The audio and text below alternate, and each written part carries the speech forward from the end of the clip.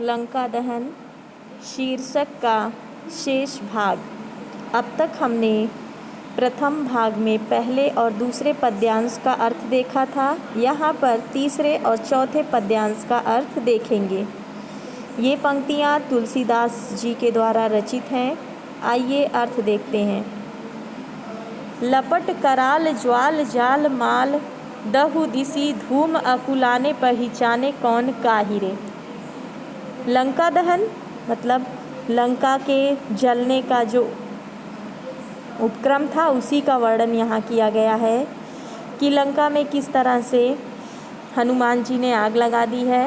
लपट कराल जो लपटे हैं आग की, कराल माने विकराल रूप धारण कर ली हैं। ज्वाल जाल माल दहु दिसी कि दसों दिशाएं जो लंका की हैं वो दहकने लगी ज्वाला से, अग्नि से। लंका की दसों दिशाओं में भयंकर अग्नि की लपटें दहकने लगी। धूम धुआं उठ रहा है। अकुलाने पहचाने कौन काहिरे, अकुलाने सभी लोग व्याकुल हैं। आग लगने से जो धुआं उठ रहा है उससे सभी लोग व्याकुल हो गए हैं और एक दूसरे को पहचान भी नहीं पा रहे हैं।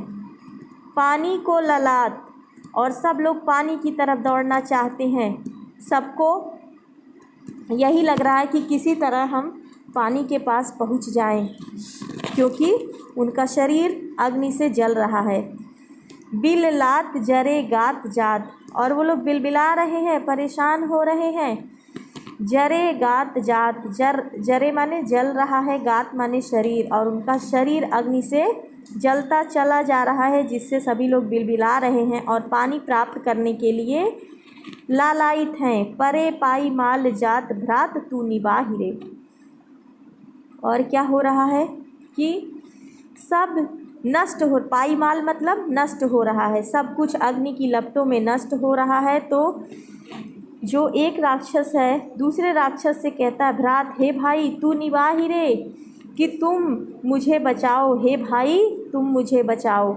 प्रिया तू पराही, और दूसरी तरफ कि एक पति है जो जल रहा है तो प्रिया अपनी पत्नी से कह रहा तू पराही, तुम भाग जाओ अपनी जान बचाकर। नाथ तू पराही, और उसकी पत्नी कहती है कि ऐ पति आप मुझे छोड़कर भाग जाइए, आप अपने को बचा लीजिए। पूत पूत तू पराही रे, और दूसरी तरफ कह रहा है कि पिता पुत्र से कि ए पिता, ऐ पुत्र तू भाग जा, लेकिन पुत्र भी कहता नहीं पिताजी आप यहाँ से भागिए। मतलब सभी लोग एक दूसरे के बचाने की फिराक में लगे हुए हैं।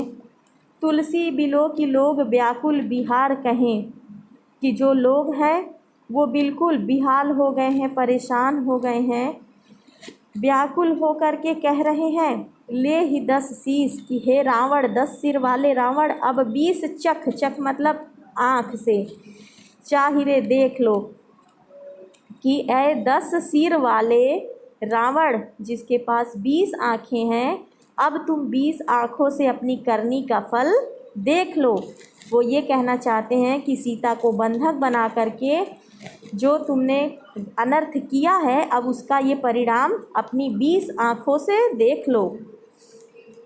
बीथिका बाजार प्रति अटनी अगार प्रति, पवरी पगार प्रति बानर बिलो किए। अब यहाँ पर जो लंकावासी हैं, लंका दहन के कारण उनके मन में जो भय व्याप्त हो गया है उसका मनोवैज्ञानिक चित्रण तुलसीदास जी करते हैं, बता रहे हैं। बीथिका मतलब गलियाँ, बाजार मतलब बाजार, प्रति एक एक गली और एक एक बाजार। अटनी माने अटारी या छत, अगार प्रति कि हर एक छत पे दिख रहा है। पंवरी मतलब दरवाजे पर, पगार मतलब दीवारों पे, प्रति बानर बिलो किए हर दीवार पर और हर दरवाजे पर बंदर ही दिखाई दे रहा है। मतलब वो इतना भयभीत हो गए हैं कि वो जहाँ भी निगाहें घुमाते हैं, हर गली हर बाजार में, हर छत पे, हर दरवाजे पर, हर दीवार पर उन्हें बंदर ही बंदर नज़र आ रहे हैं। और हनुमान जी हर जगह कूद कूद कर पहुँच भी जाते हैं, इसलिए उन्हें बंदर ही नज़र आ रहे हैं। अध ऊर्ध्व बानर, अध ऊर्ध्व नीचे और ऊपर बंदर, विधि सिद्धि सी बानर है कि चारों दिशाओं में दिशा विदिशा सब जगह बानर ही बानर दिखाई दे रहे हैं। मानव रहियों है भरी बानर तिलोकिए, तिलोकिए माने तीनों लोकों में, ऐसा लगता है कि तीनों लोग बंदरों से भर गए हैं।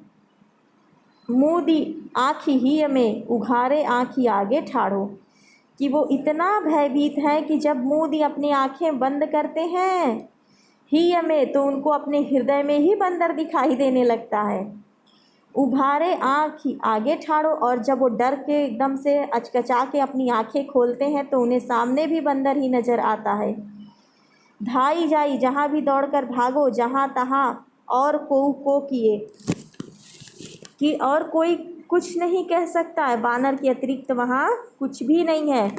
डर करके लोग जहाँ भी दौड़ दौड़ के भाग रहे हैं, सब जगह उन्हें बंदर ही बंदर दिख रहा है।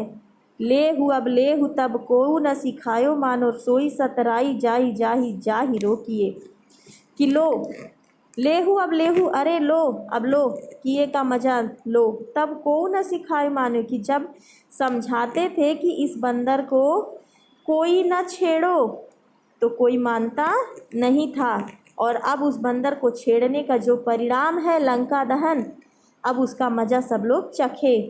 सोई सतराई, सतराई माने चिढ़ जाता है, जाई जाही रोकिए, कि जिस जिसको मैं रोकना चाहती थी वो सारे लोग मेरे ही ऊपर चिढ़ जाते थे। कहने का मतलब है कि ये जो विपत्ति आई है ये कहना न मानने का दुष्परिणाम है। कि एक राक्षसनी कह रही है कि जब मैं कह रही थी कि इस बंदर को मत छेड़ो, ये मामूली बंदर नहीं है, तब तो कोई मेरी बातें नहीं मान रहा था, और जब ये बंदर इस तरह का कार्य कर रहा है तो अब इसका फल तो भुगतना ही पड़ेगा। सोई सतराई जाई जाई जाही रोकिए, कि जिस जिसको मैंने रोका था उस समय कि इस बंदर को मत छेड़ो, ये साधारण बंदर नहीं है, तो वो उल्टा मेरे ही ऊपर चिढ़ जाता था, मुझे ही बुरा भला कहता था। तो अब जब मेरे कहने का नहीं किसी पे असर पड़ा तो उसका परिणाम तो भुगतना ही है।